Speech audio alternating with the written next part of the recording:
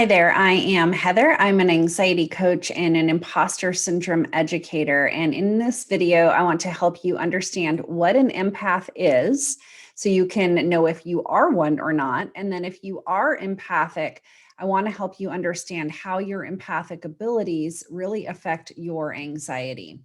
So, first thing, what is an empath? You can think of an empath as a really highly sensitive person. An empath really absorbs the energy and emotions of everyone, and even the places that they are in. They just sort of absorb all of that stuff. It's almost like they're an energetic and emotional sponge. So empaths really pick up other people's emotions.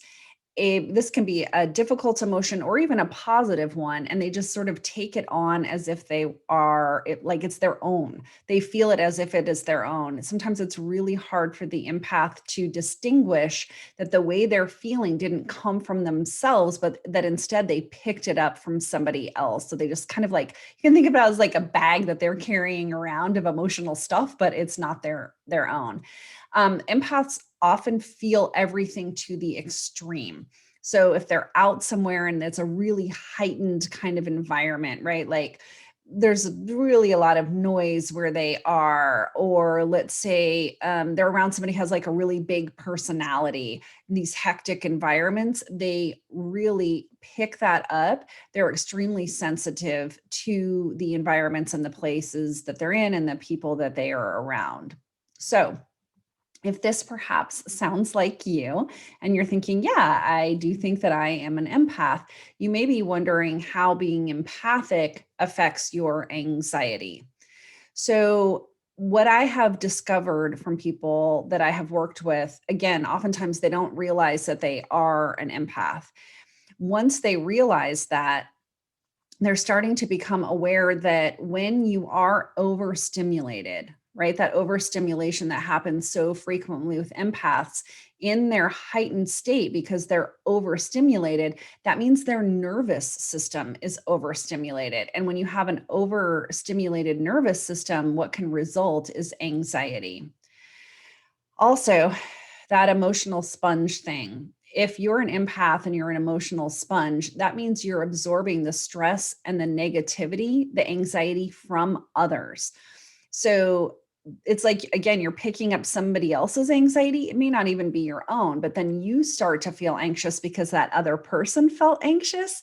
And then all of a sudden you're anxious and you don't even realize that you became anxious for a reason that's not your own reason. Because empaths really feel things intensely, they're really affected by media, particularly the news. Oftentimes, the news is not good news, right? Like mainstream media is just like bad thing after bad thing after bad thing that is happening. So, aside from the news, an empath may also be even affected by a movie.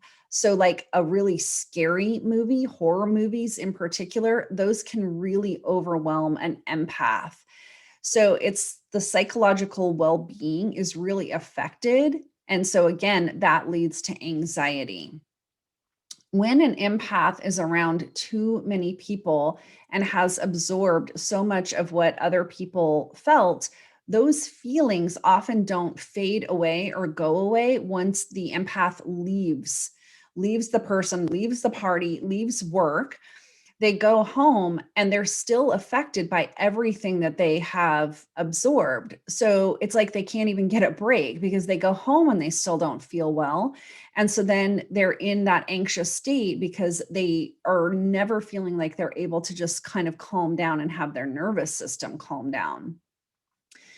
So this is what's super interesting is that other people are often unknowingly drawn to an empath because that empath isn't able to set clear, like emotional or energetic boundaries.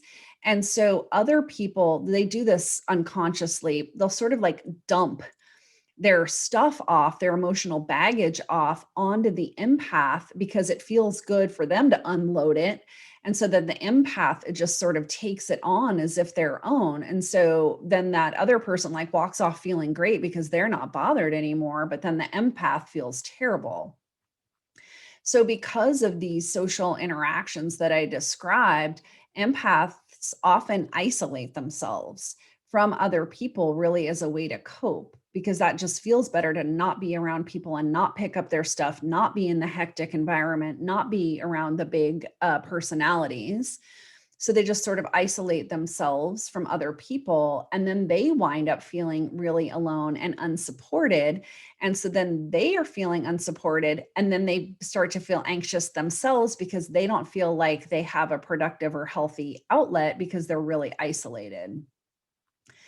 So many of the concepts that I just have detailed came from a woman named Judith Orloff.